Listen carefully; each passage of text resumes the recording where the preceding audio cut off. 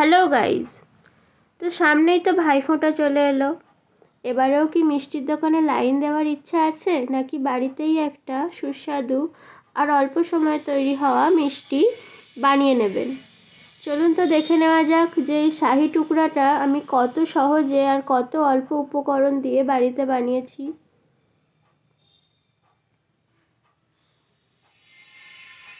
প্রথমে আমি sliced bread নিয়েছি আর এর সাইডগুলোকে কেটে নেব। সাইড পার্টগুলো বাদ দিয়ে দেওয়াই ভালো, না হলে বেশি শক্ত হয়ে যাবে।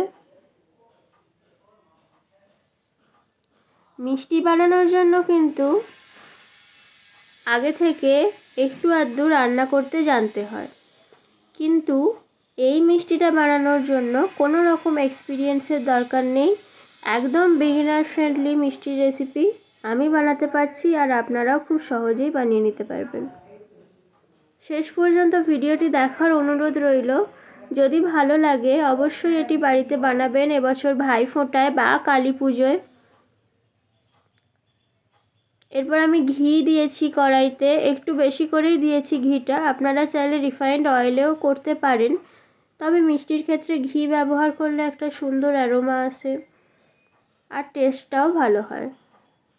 এবার এই ঘিয়ে আমি ওই পাউরুটির স্লাইসগুলোকে ভালোভাবে লাল লাল করে ভেজে নেব।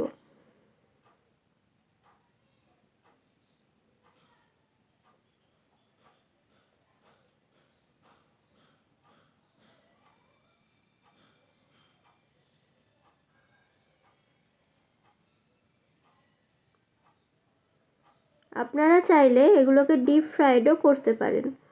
যতক্ষণ পর্যন্ত না পাউরুটিগুলো ক্রিস্পি হচ্ছে ততক্ষণ ভাজবেন।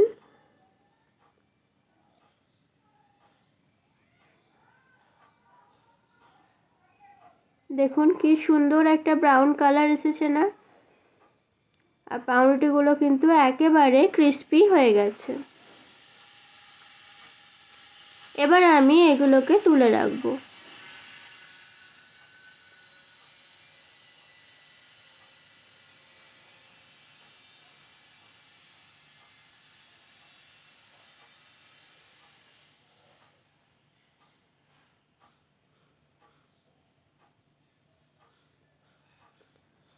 এরপর আমি কড়াইতে ওই 1 লিটার মতো দুধ নিয়েছি। এই দুধটা থেকে ক্ষীর বানাবো। তো এবার যেটা করতে হবে আপনাদের সেটা হলো ধৈর্য ধরে দুধটাকে হাই ফ্লেমে ফোটাতে হবে। যতক্ষণ দুধটা ফুটছে ততক্ষণ একটুখানি কেশর নিয়ে সেটাকে আমি অল্প করে একটু গুঁড়ো করে দিয়েছি। কেশর থেকে ভালো রং বেরো হওয়ার জন্য এইভাবে যদি আপনারা আগে থেকে কেশরটাকে একটু গুঁড়ো করে নেন তাহলে কিন্তু কেশরটা থেকে অনেক ভালো রং বেরোয় আর একেবারে ন্যাচারাল কালারের মতো দেখতে লাগে। এরপর এটাতে একটু গরম দুধ দিয়ে আমি এটাকে খানিকক্ষণ ভিজিয়ে রাখবো।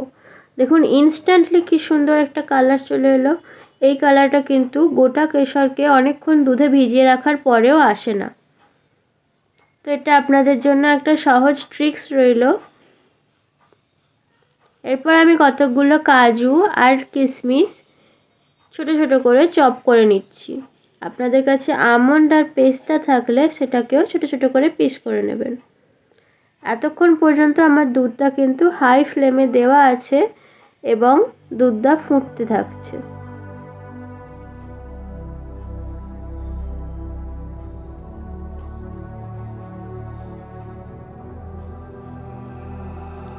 দেখুন দুধটা ফুটে ফুটে কিন্তু অনেকটাই কমে গেছে। একটু একটু করে চালাতে থাকবেন আর সাইডে যে শর্টটা পড়ছে ওটাকে পরিষ্কার করে দেবেন।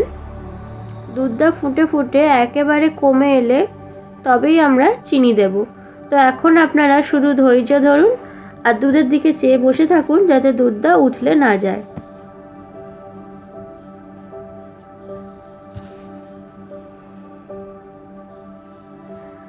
প্রায় 20 থেকে 25 মিনিট পর দুধটা আমার এই পর্যায়ে এসেছে। এখনও পুরোপুরি সলিড হয়নি, তো আরও একটু ফোটাতে হবে। দেখুন রেসিপিটা বানাতে কিন্তু আপনাদের কিছুই করতে হচ্ছে না, শুধুমাত্র ধৈর্য ধরে দুধটাকে একটু ক্ষীর বানাতে হচ্ছে। এরপর আমি এখানে কাজু বাদাম আর কিশমিশগুলো দিয়ে দিয়েছি।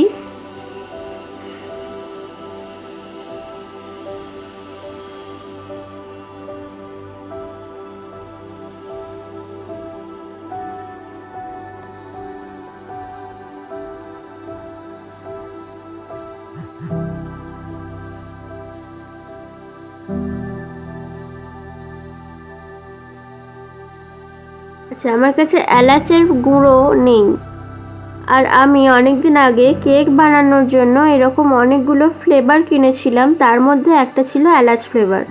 তো আমি বেশিরভাগ মিষ্টি বানানোর সময় এই এলাচের ফ্লেভারটা দিয়েই, এসেন্সটা দিয়ে কাজ চালিয়ে নিই। আর এখানে একটু স্যাফরনের এসেন্সও দিয়েছি, যদিও আমি পরে কেশর অ্যাড করব, তাও এসেন্সটা পড়ে আছে যখন একটু দিয়েই দিই, নাহলে ডেট এক্সপায়ার হয়ে যাবে, তাই দিয়ে দিয়েছি। এবার দেখুন দুধটা আমার ক্ষীরের পর্যায়ে আস্তে আস্তে শুরু করেছে।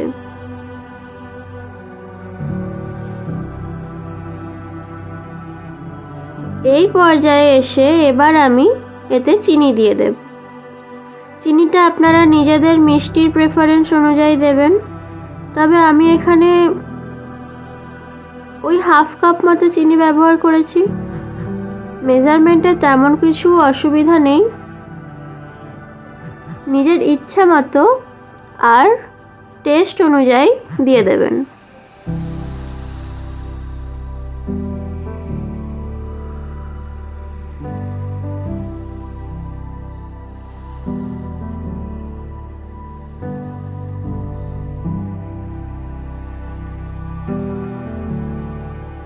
চিনিটা দেওয়ার পর সাথে সাথেই যেন ক্ষীরটাকে নামিয়ে নেবেন না, কারণ চিনি থেকেও অল্প জল বেরোয়, তো সেই জলটা মরে গেলে তবেই আমরা ক্ষীরটাকে নামাবো।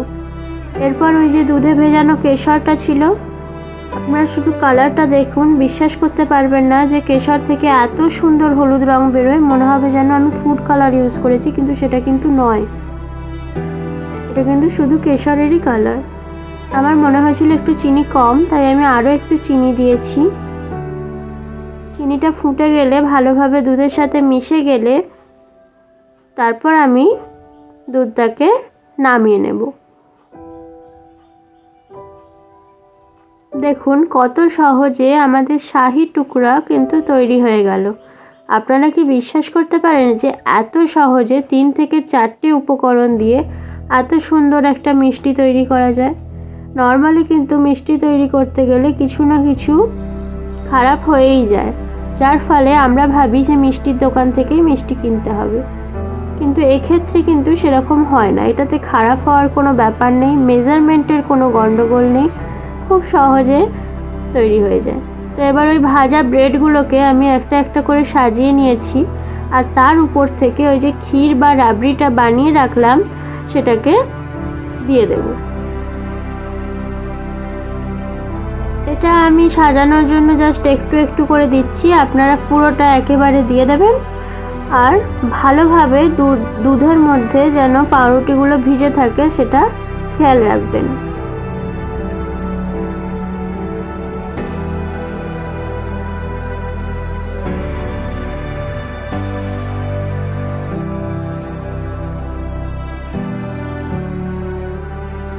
এই ডেজার্টটা কিন্তু ঠান্ডা পরিবেশন করলে বেশি ভালো খেতে লাগে, তাই একটু আগে থেকে তৈরি করে এটাকে ফ্রিজে স্টোর করে রাখবেন, যাতে করে এর টেস্টটা আরো বেশি এনহ্যান্স হবে।